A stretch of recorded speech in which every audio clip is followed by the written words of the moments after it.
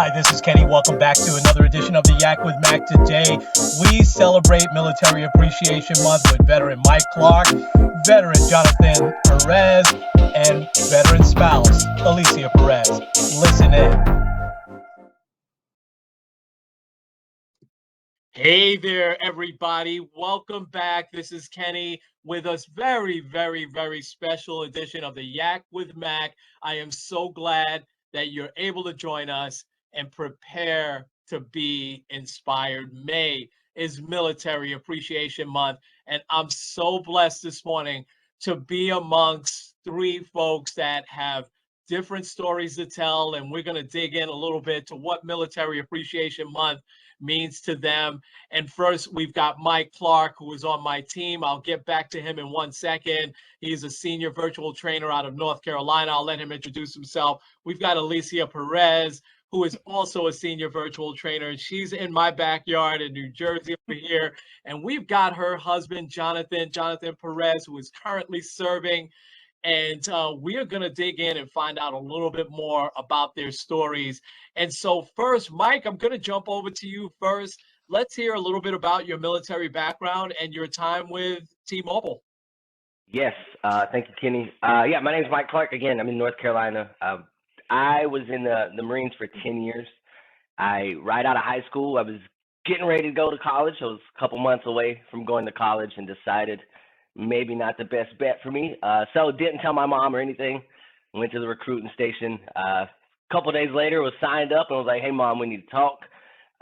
So I did that for 10 years. Great experience there for those 10 years. Oddly enough, immediately on the transition back home is where I ended up here because of something that another carrier did to my bill. We won't get into that, but I ended up in another store. The manager started recruiting me to work there, and here we are 7.5 years later, getting to be a senior virtual trainer and working with those new hires every single week. Just a lot of fun. So that's a little about me. Absolutely. Okay, fantastic. I'm going to come back to you in a few seconds. Alicia, tell us a little bit about your background. Hey everyone. So I am a virtual trainer, as Kenny had mentioned, and I am based out of New Jersey. I started with T-Mobile I'll be 20 years this year. So exciting times. Wow. Yeah. Wow. I signed up to be a military wife about 8 years ago, and it's been a fun ride. So yeah. That is awesome. That's so awesome. And so, Jonathan, tell us a little bit about your military background. Well, my name is Jonathan Perez. I'm born in the Dominican Republic. I joined out of Puerto Rico to the military 18 years ago. I've been in five combat tours: Iraq, Afghanistan, Saudi Arabia, Kuwait. So everywhere that is hot, you name it, I've been there. Wow. Right now. Yeah. Right now, I'm the station commander for the Brooklyn Flatbush office in New York. Wow, that is so awesome, man. Well, and thank you all three of you, for your service. I'll say that right up front. And we wanted to tell two different stories this morning. And one is of folks that are serving, but we also know that when you are a military spouse, you're serving as well. And so we wanted to get those couple of different perspectives this morning, and we'll dig into this a little bit more. Mike, let me come back to you first, and I'll just start, guys, with this first question, and that is, what does Military Appreciation Month mean to you? Yeah, great question, Kenny. I think it's a great time. Well, any time's a great time, but I think it's especially, it's a great time to really think about those that are either serving or have served and everything that they sacrificed and went through for the things that we get to enjoy every single day. It's pretty easy when our country's not in a conflict to sort of forget about things like that. But this is a really good time of the year to appreciate those that you have near you that have served, because they're probably, whether they're still serving or they did serve, they're probably going through some things. And it's always good to check up on them and make sure they know they're appreciated and they know that we got their back just like they had ours. And really just helping them through, like we've talked about before, that never-ending transition from that military life back to the regular world, and just making sure that they're good to go there, and really, like I said, appreciating them and just thanking them for what they do. Yeah. And I want to come back to that in a bit because when we spoke last week, it was so interesting how, we talk about how you really never leave. And we'll come back to that. Jonathan, how about you? What does Military Appreciation Month mean to you? Well, to me, Military Appreciation Month means the support that people and companies offer to the people that are currently serving, they previously served, and the ones that is about to serve in the future. So that's what it means to me. Wow. Wow. That's so awesome. Absolutely. Wow. And Alicia, how about you? What does Military Appreciation Month mean to you? I totally agree with both my husband and of course Mike. I think to me it just means everyone just taking a step back, acknowledging, that our freedom, it isn't free. Soldiers, brave soldiers from all over the nation, they're, believe it or not, a small population of the US. I think my husband shared with me a fun fact that 29% of people were actually qualified to join the military, but only 1% actually volunteer to join in sacrifice, the sacrifice of being away from their families, the sacrifice of, missing the birth of their firstborn, that all comes with, the dedication and sacrifice of these soldiers that join from all over the nation. So I think it's just coming in and support those folks. Yeah. Wow. That is an amazing, amazing statistic. Can I dig into that just a little bit more? Jonathan, I'll come back to you now. I'm sure there's probably a lot of reasons because I understand that you're a recruiter now, that you're working in recruiting. What would be maybe the top 2 or 3 reasons that people don't make that decision to serve? Um, the most fact qualifications right now are law violations, physicals, and education. Those are the three main components right now that disqualify the population that walk through the door, most Gotcha. likely. Okay. Okay. Okay. That's interesting. Okay. Um, Alicia, let me come back to you now on this kind of never-ending transition that Mike talked about and how, once you serve, forever you serve, really. What's that meant to you? Because you got, your job, like Mike's, is just you're from early in the morning till late in the evening, online in class. You have a ton of responsibilities at Mhm. T-Mobile, but yet, you also have a ton of responsibilities as a military spouse. And so, what's that meant to you? And what is it also kind of meant to you to be a military spouse? I know you recently moved, and so tell us a little bit about that kind of never-ending transition and take us a little bit behind the scenes of being a military spouse. Yeah, I think for me, never ending just means that we're constantly changing, never knowing where we're going to be end up, next. Like New York, when we moved in, Jonathan got stationed in New York. That was just like mind blown, like, whoa, Yeah. unexpected. But that's just kind of what happens, military wives having to constantly look for new jobs, military kids are constantly changing school, making new friends. It's just never ending. And, as a military wife, I've had to learn, when Jonathan was deployed, I had to learn how to mow the grass and do the things that Jonathan would do at home. And so that was the one thing. And I tell you, it's just crazy. Like as soon as he leaves, everything just breaks down. So having to face that alone, of course. Yeah. Yeah. Wow.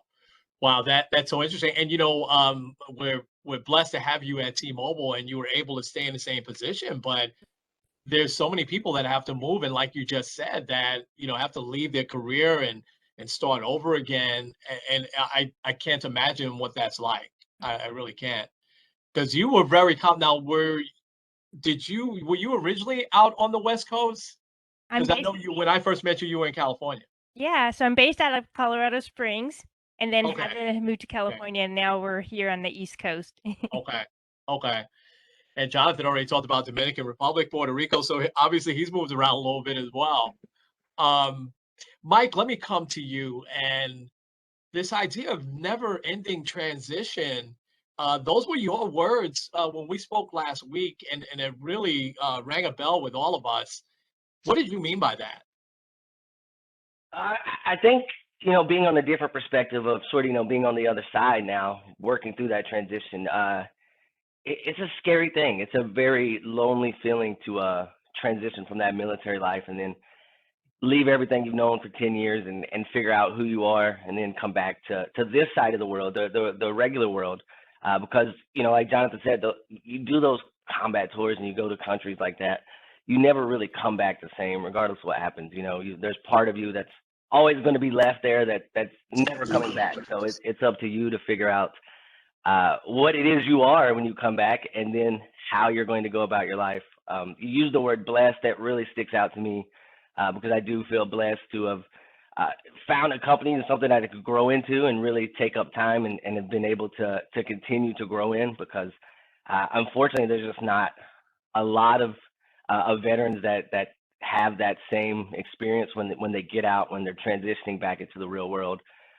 So it's really, for me, you know, specifically for me, it's an everyday battle. It's an everyday thing, you know, working through it. I've had a great support system along the way, but even 7.5 years later, you know, it's always on your mind, and you're always thinking about those guys that you have that are, you know, still there, still doing their thing, and really just being able to shift your mindset from that military mindset into this world where you're more, obviously you have to be more professional. You know, there's a lot of things we can't say here that I would back then. So you have to be able to shift it, and really be that professional, especially in, you know, corporate America, like we are in, because our job, you know, Yes. pretty corporate. So being able to just find your footing, and like I said, every single day, you know, there's still things that I do, whether it's getting a fresh fade every couple weeks, or you know, the way that I you know, iron clothes. There's still things that I do that are, you know, from that life, but it's an everyday work, everyday process to continue to transition it. Like I said, I mean, it's 7.5 years, and you know, it's still day after day. It's things that I think about and things that I go through, and things, you know, that get me emotional and I have to work through. And it's just one of the, I've accepted. It's just part of my journey. Is, you know, that transition is always going to be part of the journey. And I just feel blessed to really to be where I'm at. Yeah. Man, thank you so much for that insight. What a remarkable answer. Jonathan, let me come to you. I've got just 2 more questions for you guys. What is it that just someone like myself, just the regular average Joe, and us as a nation, and as a company for you guys as well, what can we do to better support our military? Just the regular average guy, your neighbor, your friends. What can we do? What's 1 or 2 things that we can do to help, you know, support our military better? Well, I believe one of the things that the community can help to support the military is to have a better understanding of what we do. You know, a lot of people they don't do the proper research to see what we actually do. And the other day I have a recruiter that is a friend of mine, that he went to GameStop and buy him a PS5, and he was in his uniform, and a civilian approached to him and be like, "Hey, thank you for your service." "Oh, you're welcome. Thank you for the support." But he's like, "Oh, what are you doing here?" It's like, "I'm just buying a PS5." It's like, "So can you afford it to PS5?" So they actually believe that Wow. our paycheck are not sufficient for us to cover basic needs. So just by understanding, do the research, the benefits that the military offers to the people that are that are currently serving, you know, that's a big plus, just to understand what we do a little bit better. And then just by saying thank you for your service, you know, that means a lot to us. Yeah. Wow. I that is such great insight, Jonathan. Thank you so much for that. And I imagine it's really just asking questions and having a conversation, right? Absolutely. That's awesome. That's awesome. Alicia, same question for you. Yeah, I totally agree. It's like mind blown that people don't realize that soldiers are just people, like you said, just talk to them. And, you know, the fact that some folks don't even realize there's a difference between even Memorial Day and Veterans. So just educating them truly, I think would make a huge difference. And I feel like those folks would be more grateful for what these brave soldiers do. And I think just, you know, supporting, especially, you know, my husband will eventually transition into the civilian world, and it's a big change for those soldiers. So just supporting those folks a ton, it would be really grateful for the soldiers for sure, because it's a big Absolutely. change. Yeah. Absolutely. Absolutely. Awesome. I love that answer. Mike, how about you? I love those answers as well. I'm going to take a different turn since they sort of stole my answers. You know, I think I think it's super important. One thing that we could do better as community, company, country, is just checking on those veterans.